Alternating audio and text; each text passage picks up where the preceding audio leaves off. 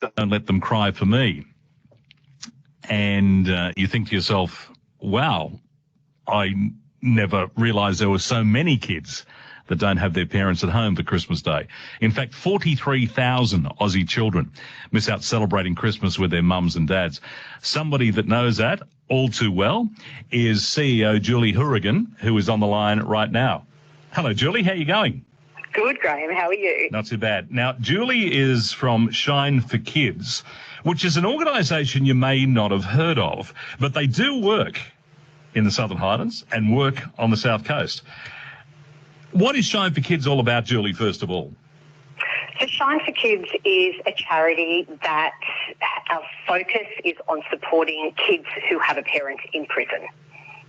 We do work both in community and with mums and dads inside, because we know that it's really important that kids stay connected with mum or dad in prison when it's safe to do so, but also that these kids don't become defined by the actions of their parents.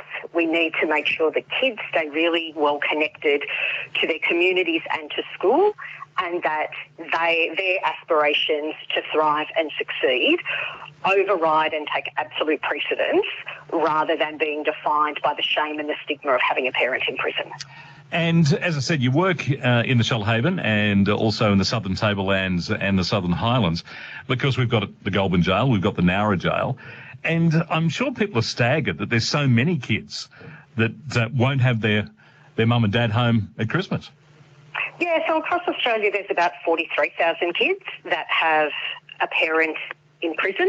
It's about half of the prison population in Australia are parents, and it's really quite extraordinary that in How to Make Gravy, we understand from the parents' perspective that they're missing their kids, but often these kids just aren't thought about, and they just fall through the cracks.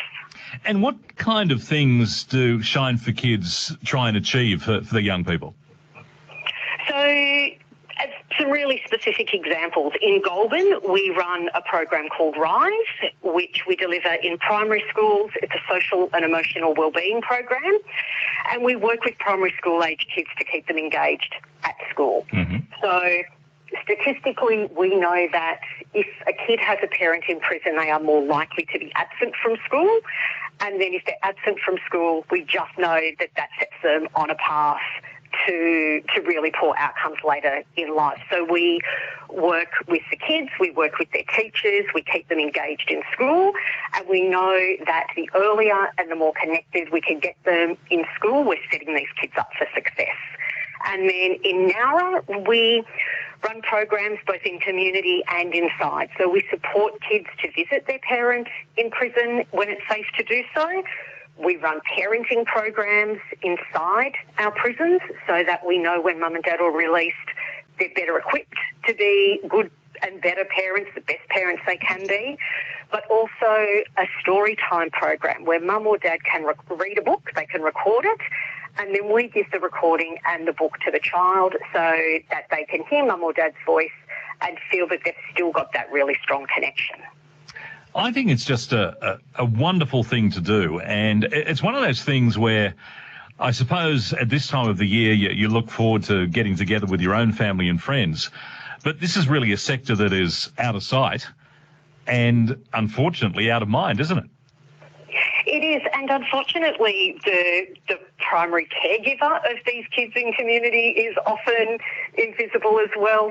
We really just need to use the day of the 21st of December, where we all remember the song, to create a thought bubble about these kids, and to just know that every day of every year there are kids who are impacted by parental incarceration, that they need a strong community to wrap around them and to keep them supported so that they don't grow up just living in the shame and the stigma of parental incarceration, but that these kids know that there are different pathways, that they don't have to be another statistic and go down a path of ending up in juvenile detention or adult prison themselves, and that our communities value all of these kids and want all of these kids to succeed. It's very important, and I think you're doing a terrific job. If people would like to help you out, because you do need help, because you're a national charity that supports the kids, how can people do that? So people can jump online on our website, shineforkids.org.au, and they can donate. We're a registered charity, so it's tax deductible.